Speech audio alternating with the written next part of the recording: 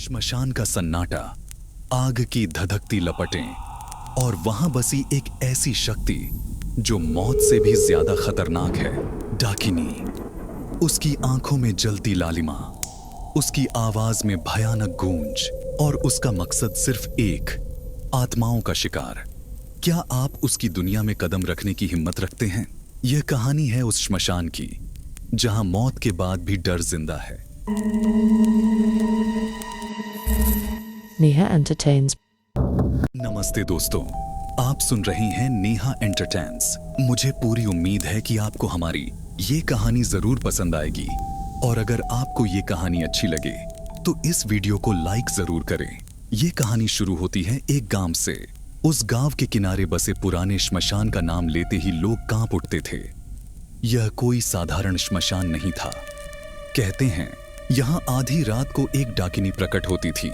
वह सिर्फ आत्माओं की भूखी नहीं थी, बल्कि वह जिंदा इंसानों को भी अपने जाल में फंसाकर उनकी आत्माओं को कैद कर लेती थी। एक दिन गांव का एक युवक अर्जुन, जिसने इन सब बातों पर कभी विश्वास नहीं किया, श्मशान में जाने की जिद कर बैठा। उसे लगा कि ये सब कहानियां सिर्फ बुजुर्गों की घड़ी हुई बातें हैं। अर्जुन ने अपने दोस्तों के साथ शर्त लगाई और रात के ठीक 12 बजे श्मशान में जाने की ठान ली। जैसे ही वह श्मशान पहुंचा, वहां की ठंडी हवा ने उसकी रीढ़ में सिहरन दौड़ा दी। चिता की बुझी हुई राख अब भी गर्म लग रही थी और आसपास की हवा में एक अजीब सी दुर्गंध थी। अर्जुन ने अपनी टॉर्च निकाली और श्मशान की ओर बढ़ने लगा। अचानक उसे लगा कि कोई उसके पीछे चल रहा है। उसने पलटकर देखा, लेकिन वहां कोई नहीं था। तभी एक कर्कश हंसी गूंज उठी। अर्जुन की टॉर्च की रोशनी अचानक कमजोर हो गई और उसके सामने धुंधली आकृति में एक स्त्री प्रकट हुई। वह डाकिनी थी। लंबे बिखरे बाल, लाल जलती हुई आंखें और उसके हाथ में एक नर मुंड।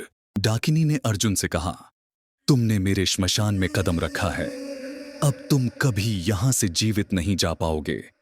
तुम्हारी आत्मा अब मेरी है। डाकिनी ने मंत्रोच्चार करना शुरू किया और चारों ओर से डरावनी आवाजें आने लगीं।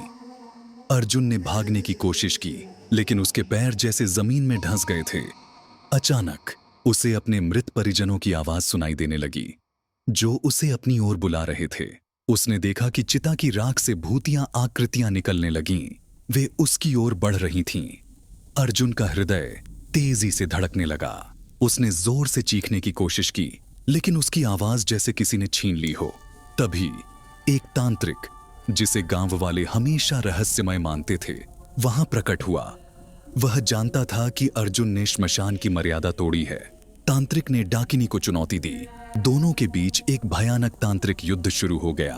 तांत्रिक ने अपने मंत्रों से एक सुरक्षा चक्र बनाया और अर्जुन को उसमें खड़ा कर दिया।